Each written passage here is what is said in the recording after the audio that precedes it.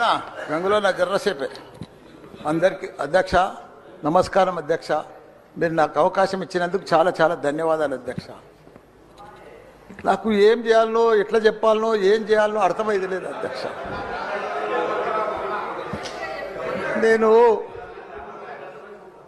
పాలమ్మిన అధ్యక్ష పువ్వులు అమ్మిన అధ్యక్ష పెద్ద పెద్ద విద్యా సంస్థలు తెరిచిన అధ్యక్ష ప్రపంచంలోనే భారతదేశంలోనే పెద్ద విద్యా సంస్థలు తెలంగాణ ఎవరికన్నా ఉన్నాయంటే అవి మల్లారెడ్డికి ఉన్నాయి అధ్యక్ష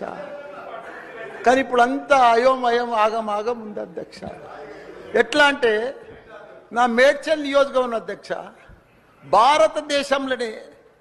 ఏకైక నియోజకవర్గం మేడ్చల్ నేను జిల్లా చెప్తలేను అధ్యక్ష నియోజకవర్గం నాది పెద్దది అధ్యక్ష 7 మున్సిపాలిటీలు 3 కార్పొరేషన్లు 61 గ్రామాలున్న ఏకైక మేడ్చల్ నియోజకవర్గం మల్లారెడ్డి అధ్యక్ష మల్లారెడ్డి దాన్ని అతులం కుతులం చేస్తున్నారు అధ్యక్ష దాన్ని జిహెచ్ఎంసీ అని ఇప్పుడు నా తన 7 మున్సిపాలిటీలు ఉన్నాయి 3 కార్పొరేషన్లు ఉన్నాయి 61 గ్రామాలు ఉన్నాయి అందులో 28 గ్రామాలు తీసి మున్సిపాలిటీలలో కలిపేసారు పక్కకునే గ్రామం ఆ మున్సిపాలిటీలన్నీ ఇప్పుడు వాళ్ళ పీరియడ్ అయిపోగానే జనవరి 27కు అవి జిహెచ్ఎంసీలో చేస్తారట నా టైంలో ఒక్కటే పీరియడ్ అయింది వాళ్ళు గెలిచి నా దగ్గర ఒక్క మేడ్చల్ నియోజకవర్గంలోనే కార్పొరేటర్లు కౌన్సిలర్లు మేయర్లు జిల్లా పరిషత్ చైర్మన్లు సర్పంచ్లు ఎంపీటీసీలు వార్డు మెంబర్లు వీళ్ళందరూ కలిసి ఒక్క మేడ్చల్ల 444 మంది నా తన లీడర్లు ఎదిగిరు అధ్యక్ష ఇవాళ వాళ్ళంతా మటాష్ అయిపోయారు మొత్తం సగం మంది కాంగ్రెస్లకే వచ్చారు అయోమయంలో పడిపోయారు వాళ్ళు మొత్తం కాంగ్రెస్లో పోయి ఎందుకంటే మళ్ళీ ఎలక్షన్స్ వస్తాయి మళ్ళీ మున్సిపల్ ఎలక్షన్స్ వస్తాయి మళ్ళీ సర్పంచ్ ఎలక్షన్ వస్తాయి అంటే మున్సిపల్ లేదు కౌన్సిలర్ లేరు అన్ని జీవోలు కూడా వచ్చేసినాయి అధ్యక్ష ఆల్రెడీ మున్సిపాల్లో గ్రామాలు కలిసిపోయినట్టు మళ్ళా గ్రామాలన్నీ మున్సిపాల్ కూడా అన్ని జిహెచ్ఎంసీలో కలిసినట్టు ఒకటి అధ్యక్ష కల్పూరి తప్పు లేదు 9 మున్సిపాలిటీలు అప్పుడు సరౌండింగ్ శేర్లింగంపల్లి కానీ కొద్బుల్లాపూర్ కానీ ఇవన్నీ కలిపినప్పుడు ఏమీ లేదు ఇప్పుడు మా తానే కూడా మున్సిపాలిటీలలో ఇప్పుడిప్పుడే ఈ 5 ఏళ్ళనే డెవలప్ చేసినాం మేము కానీ ఇప్పుడు ఇప్పటికి ఇంకా గ్రామీణ వాతావరణమే ఉంది ఇంకా పొలాలే ఉన్నాయి ఇంకా సరిగా బాత్రూమ్లు కూడా సరిగా లేవు ప్రజలకు ఇంకా పెంకిటిల్లే ఉన్నాయి అవన్నీ కూడా జిహెచ్ఎంసీలో కలిపితే పరిస్థితి ఇప్పుడు బంజారాయిల్లో జూబ్లీహిల్స్లో అదే ట్యాక్స్ ఉంటుంది మా గ్రామాలలో అదే ట్యాక్స్ ఉంటుంది అధ్యక్ష ఈ పైసలన్నీ కూడా తీసుకుపోయి ఏదైనా పెద్ద పెద్ద ఫ్లైఓవర్లు వేయాలన్నా ఏది వేయాలన్నా మళ్ళీ జూబ్లీహిల్స్ బంజారాయిల్ని ఖర్చు పెడతారు అధ్యక్ష మా పుణ్యాన్ని మా మున్సిపాలిటీలో అట్లనే ఉండని ఇంకో పీరియడ్ ఉండని ఇంకో 2 ఉండని శ్రీధర్ బాబు గారు మా సీఎం కూడా చెప్పండి మీరు దయచేసి ఈ సభ ద్వారా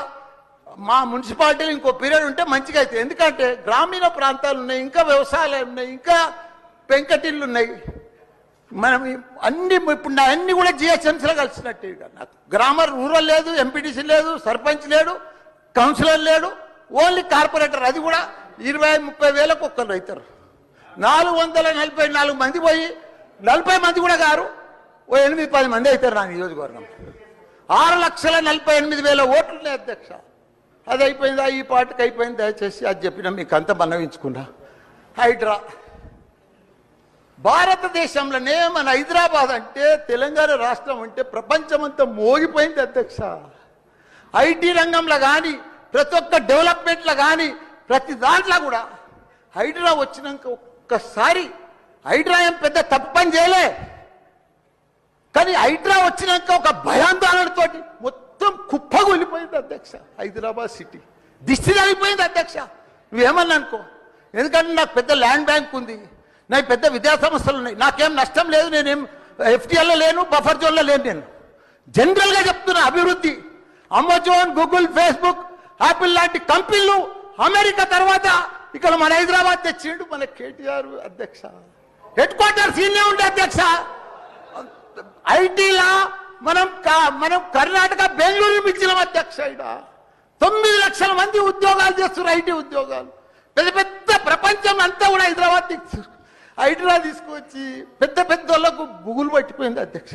గరీబ్ వాళ్ళు అయితే గుండెలు వలిగిపోయినాయి అధ్యక్ష మరి అది ఎందుకు తెచ్చిరో ఏమో మళ్ళీ నాకు అర్థం కాదు ఇప్పుడు ఒకటి అధ్యక్ష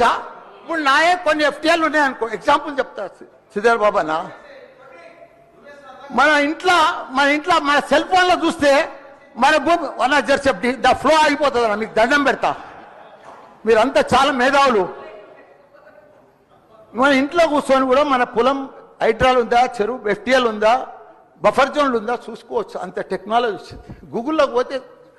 చూసుకోవచ్చు. చూసి ఎవరెవరికి ఉందో ముందే నోటీసులు ఇచ్చి ఓకేతో అర్జెంట్ ఏముంది, తెల్లారి శుక్రవారం పొద్దుగల్లే పోయి శనివారం పొద్దుగల్లే పోయి కూలగొట్టాలని ఏముంది అధ్యక్ష. నిదానంగా వాళ్ళు కూడా మన తెలంగాణ ప్రజలే. వాళ్ళంతా కూడా మీరు ఓటేస్తేనే మనం మంత్రిలో కూర్చున్నాం. మనం అంత ఆదల బాధ ఆధార్ చేసేది, టెన్షన్ చేసేది ఏం అవసరం. మంచిగా నోటీస్ ఇచ్చి బాబు చేంజ్ చేసుకో, మార్చుకో, చూసుకో, నీకు ఇది ఇస్తాం, గరీబోడు ఉంటే ఇది ఇస్తాం, ఈ బెడ్రూమ్లకు అని నిమ్మడంగా చేస్తే అయిపోయాయి కదా. ఇంకా 4 ఏళ్ళు ఉంది కదా మీకు. ఈ ఏడాదిలో ఫస్ట్ ఇయర్ చేయాలని ఏముంది, అన్ని కొన్ని చేసుకుంటా వండి. రియల్ ఎస్టేట్ అయితే అధ్యక్ష రియల్ ఎస్టేట్ అయితే కుప్పగొల్లిపోయింది. ఏదైనా పెళ్లికి అమ్ముదామన్నా కొంటలేరు ఎవరు, పైసలు పెట్టేసి లేదు, వ్యాపారాలు లేవు, బిజినెస్ లేవు, ఏమీ లేవు అధ్యక్ష. దయచేసి మీరన్నీ కూడా ఆలోచన చేయాలని మంత్రులు కూడా ఉన్నారు. అందరికి కూడా చెప్తున్నా, అందరికి కూడా దండం పెట్టి చెప్తున్నా. థ్యాంక్ యూ అధ్యక్ష. ఒక్క నిమిషం మాట్లాడండి.